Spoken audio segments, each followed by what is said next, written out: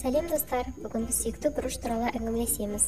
Бұрыш дәм хош иісі мен ащы тәтті дәмі бар өсімдік. Ол аспаздықта жиі қолданылады. Оның шығу тегі, пайдалануы, біздің досымыз туралы қызықты фактілер туралы көбірек білейік.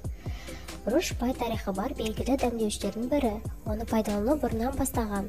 Бұрышты пайдалану туралы дәлелдер біздің дәуірімізге дейінгі 2000 жылға жататын Үндістан мен Таиланд аумағындағы ежелгі археологиялық олжалардан табылған.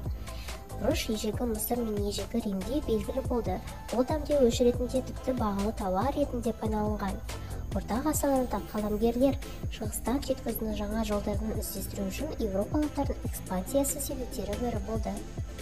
Бұрыш жағымды өткір дәмімен ғана емес, пайдалы қасиеттерімен де ерекшеленеді. Оның белсенді компоненті капсаицин.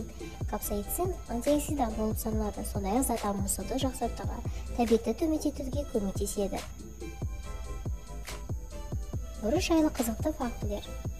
Бұрыштың тәттіден бастап өте ащы сұрыптары да бар. Мысалы, қызыл бұрыш құрамында жасыл бұршақ құрамында капсаицин көп болады. Бұрыш ауруларды емдеуде қосылғанда тіпті ауырсынатын дәрі ретінде медицина мақсатта белсенді пайдаланылады.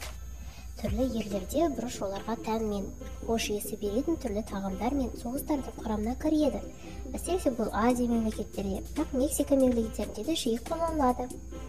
Бұрыш косметикалық индустрияда да танымал. Косметикалық құралдар жасау үшін пайдаланылады. Өйткені капсаицин қан айналымын жақсартуға ықпал етеді. Ал достарымыз, сіздер бұрыш жайлы біраз мәліметтер білді деп ойлаймыз. Бұрыш бұл аспаздық маңызды дәмдеуіш қана емес, сонымен қатар бай тарихы мен көптеген пайдалы қасиеттері бар ингредиент. Біздің арнамызға жазылыңыз, қош сау болыңыздар.